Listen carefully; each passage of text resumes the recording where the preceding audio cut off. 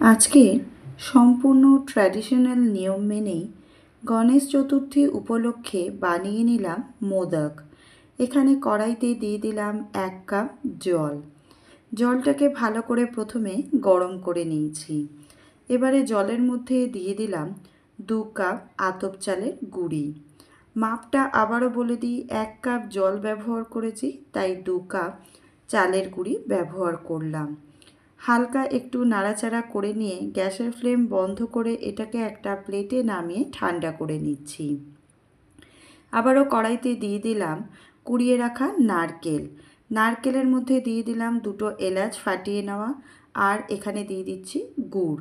যেহেতু ট্র্যাডিশনাল নিয়ম মেনে আমি তৈরি করছি, তাই এখানে গুড়ের ব্যবহার করেছি। আপনারা গুড়ের বদলে চিনিরও ব্যবহার করতে পারেন। নারকেলটাকে লো ফ্লেমে খুব ভালো করে ছাই মেরে নিচ্ছি। এখানে দেখুন নারকেল খুব ভালো করে ছাই মারা হয়ে গেছে। গ্যাসের ফ্লেম বন্ধ করে এটাকেও একটা প্লেটে নামিয়ে নিলাম। ততক্ষণে দেখুন চালের গুঁড়িটাও একদম সুন্দর ঠান্ডা হয়ে গেছে। এবারে এটাকে হাতের সাহায্যে চেপে মেখে একটা ডো তৈরি করে নিচ্ছি, যেভাবে আটা বা ময়দার ডো তৈরি করা হয়। ডো একদম তৈরি, তার থেকে একটা করে লেচি কেটে নিলাম।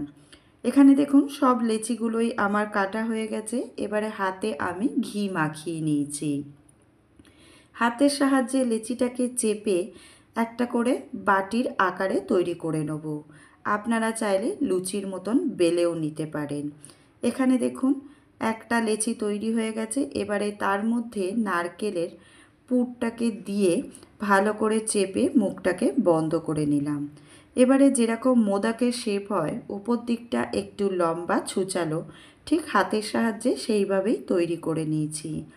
এখানে দেখুন একটা চামচি নিয়ে নিয়েছি, তার পিছন দিকটা দিয়ে চেপে চেপে মোদকের গায়ে একটু সুন্দর ডিজাইন করে দিচ্ছি। তাই আজকের কিন্তু মোদক তৈরির জন্য আমার কোনো ছাঁচের প্রয়োজন হয়নি। এমনি সুন্দর দেখতে একটা মোদক তৈরি হয়ে গেছে।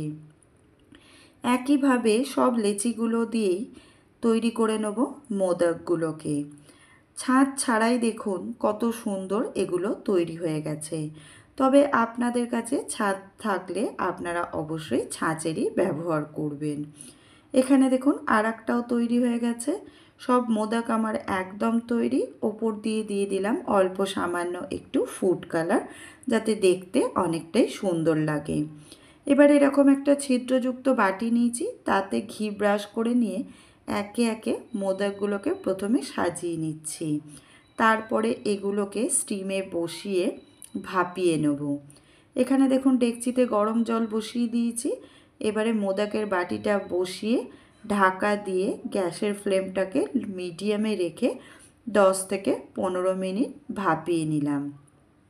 15 মিনিট বাদে ঢাকা খুলে দেখাচ্ছি। দেখুন এখানে একদম মোদকগুলো তৈরি হয়ে গেছে। ঠান্ডা করে নিয়ে প্লেটে সার্ভ করে নিলাম। ওপর থেকে অবশ্যই কিন্তু দিয়ে দেবেন ঘি, যেটা কিন্তু মোদকের জন্য একদম দরকার। কেমন হয়েছে আমাকে কমেন্টে অবশ্যই জানাবেন।